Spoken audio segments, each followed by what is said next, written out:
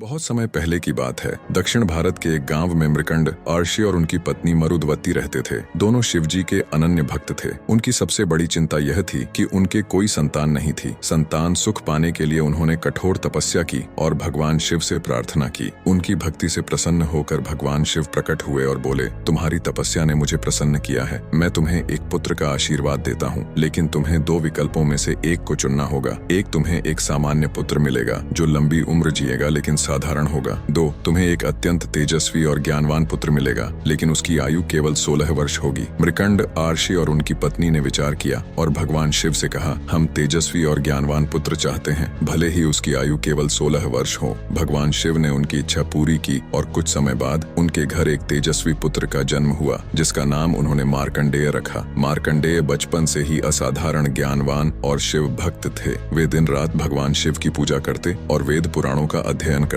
लेकिन जैसे जैसे उनकी आयु 16 वर्ष के करीब पहुंचने लगी, उनके माता पिता चिंतित हो गए। जब मार्कंडेय 16 वर्ष के हो गए तो उनकी मृत्यु का समय आ गया। यमराज, मृत्यु के देवता, उन्हें लेने आए, लेकिन मार्कंडेय पूरी श्रद्धा से भगवान शिव का ध्यान कर रहे थे और शिवलिंग को गले लगाकर प्रार्थना कर रहे थे। यमराज ने जैसे ही अपना पाश, फांसी का फंदा डाला, वह शिवलिंग पर गिरा। तभी भगवान शिव शिवलिंग से प्रकट हुए और क्रोधित होकर यमराज को अपने त्रिशूल से रोक दिया। भगवान शिव ने कहा, मेरा भक्त अमर है, उसे कोई मृत्यु नहीं छू सकती। यमराज ने विनम्रता से भगवान शिव से क्षमा मांगी और चले गए। भगवान शिव ने मार्कंडेय को आशीर्वाद दिया, तुम अब अमर हो, तुम्हें काल भी छू नहीं सकता। भगवान शिव के आशीर्वाद से मार्कंडेय अमर हो गए और उनकी भक्ति का स्मरण आज भी किया जाता है। उन्हें हिंदू धर्म में अमरता और सच्ची भक्ति के प्रतीक के रूप में पूजा जाता है।